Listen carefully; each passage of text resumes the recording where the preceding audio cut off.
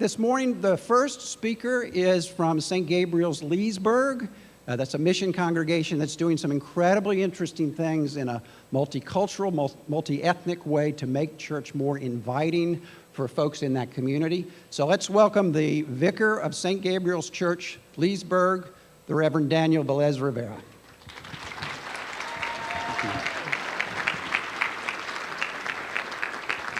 Good morning, church. Good morning to all. Bishop, thank you for sharing your story. And I hope that by the time the crozier takes me off the stage, you will hear in our story at St. Gabriel's, your story. Because I saw myself in your story. I heard what's going on in my community in your story. So let's talk a little bit about St. Gabriel's and our embracing of multicultural and multi-ethnic identities. And I'm going to focus on this word for a moment, culture. You know, when I went to seminary, I also studied social work, and I learned that culture is not just about black and white. It's not just an ethnic connotation. There is so many cultures in one individual, in one body, in one organization. And so I'm going to talk about some of these different identities at St. Gabriel's through stories. At St. Gabriel's, some of our cultures or identities include ageism. 4% of our congregation is over 65. Different than most churches. We have an identity also at St. Gabriel's with children and families that have learning disabilities. We have an identity at St. Gabriel's with a bilingual congregation. We are the first, I got to get this straight now, we are the first congregation in Loudoun County that has a bilingual, multicultural, Episcopal identity. And that happened 5 months ago. 5 months ago, we launched our first Spanish language service. Thanks be to God.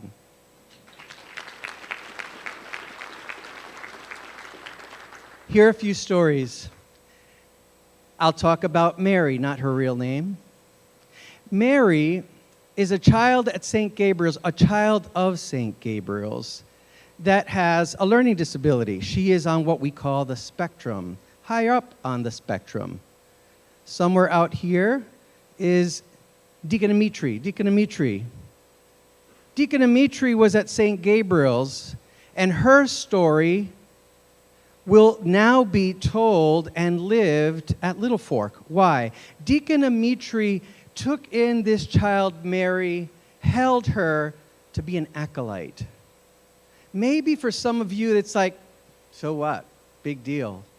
It is a big deal for that child. It's a huge deal for her family. And Deacon Amitri took several months to educate her, to train her.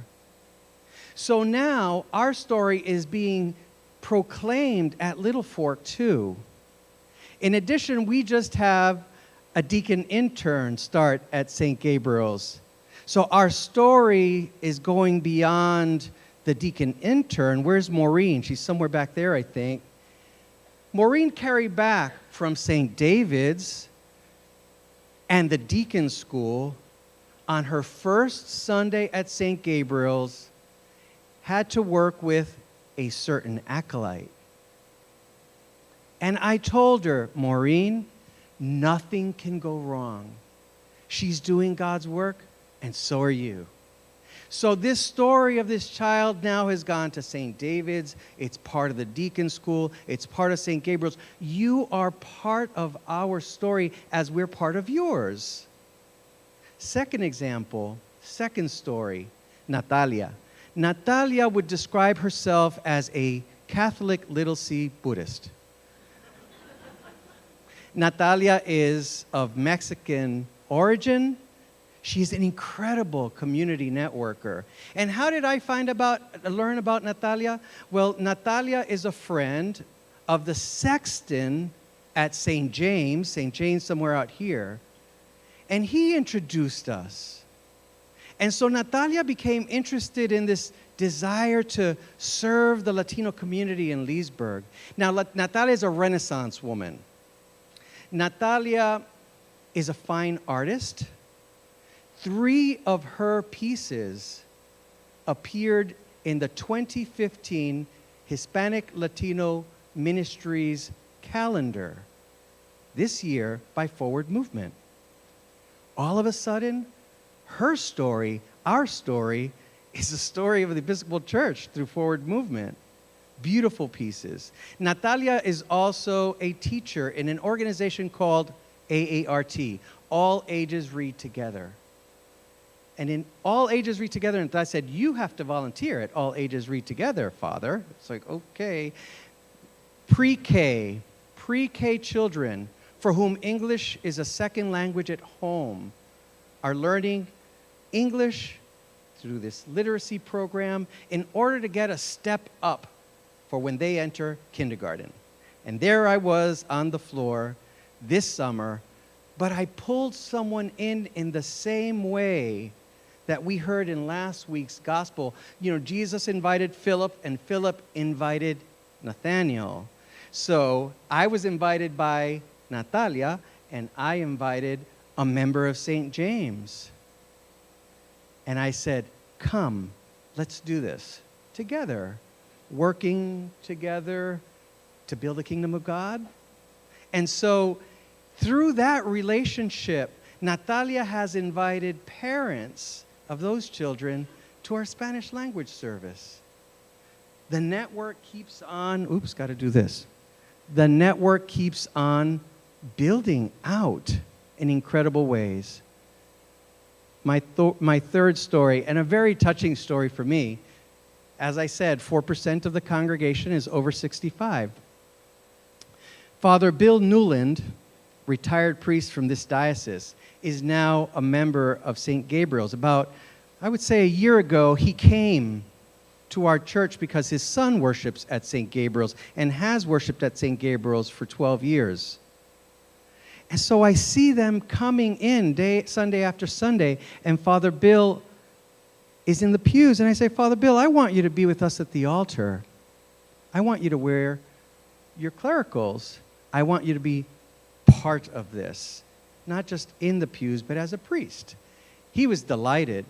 He's not only now our associate retired priest, but he celebrates twice a week, and he's the chaplain to our healing ministry.